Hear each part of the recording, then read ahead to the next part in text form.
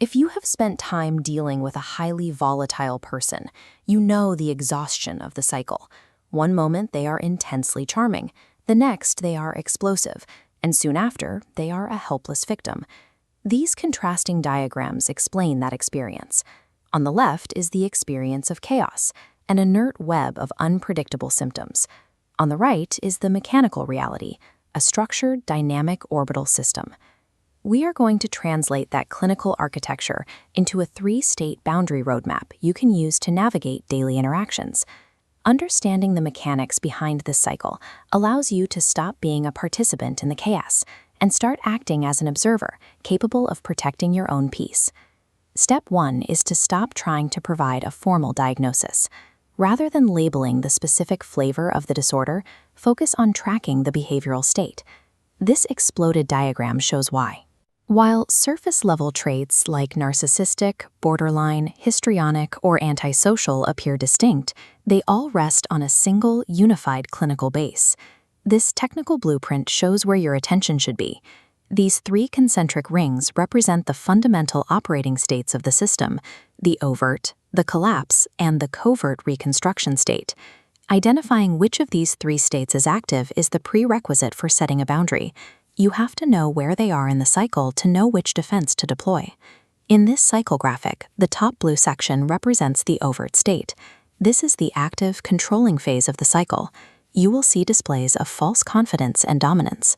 In this state, the individual will demand to debate facts and attempt to dictate an absolute version of reality to you. The required defense here is the gray rock method. You acknowledge their perspective without engaging the logic. Use this exact phrase: "I hear your perspective." I am not discussing this right now. Engaging in a debate with someone in the overt state only accelerates the loop. Arguments are processed as emotional fuel that keeps the conflict alive.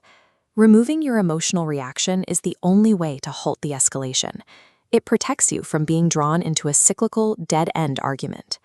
This graph plots ego stability over time. The plunge begins at the grandiosity gap, the moment where an external reality definitively shatters their internal narrative. At the lowest point, we find narcissistic mortification. This is a system-wide failure where the false persona is completely disabled. This threshold diagram shows the danger of this phase. As stress pushes the individual out of the distress zone and past the dissociative threshold, an inner psychopathic protector takes over, resulting in unpredictable aggression. Your response must be a hard, physical boundary. Cut off all access to yourself immediately, as the environment is now volatile. Use this safe exit strategy. Emotions are running high. I am going to step away until things cool down. Then leave the area. During a system collapse, self-preservation is your only objective. Attempting to reason with a dysregulated system is inherently unsafe.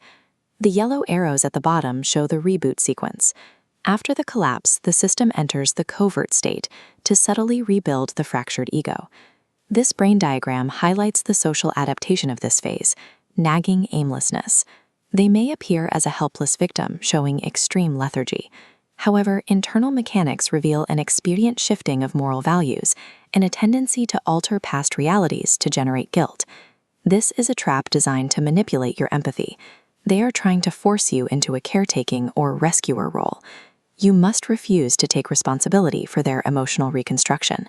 State clearly, "I know this is a difficult time for you, but I cannot take on this responsibility."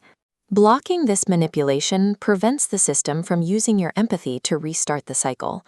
This predictable grid maps every phase of the cycle. By categorizing behavior into overt, collapsed, or covert states, you can immediately identify the necessary boundary. This cross-section shows the root of the problem. As the internal world becomes external, the individual is incapable of distinguishing their feelings from facts. Write down the 3 trigger phrases we covered and practice the corresponding boundaries. Muscle memory is your best defense when the cycle restarts. You cannot repair the internal machinery of another person. However, once you recognize the patterns of the cycle, you can stop reacting to the chaos and start responding to the mechanics.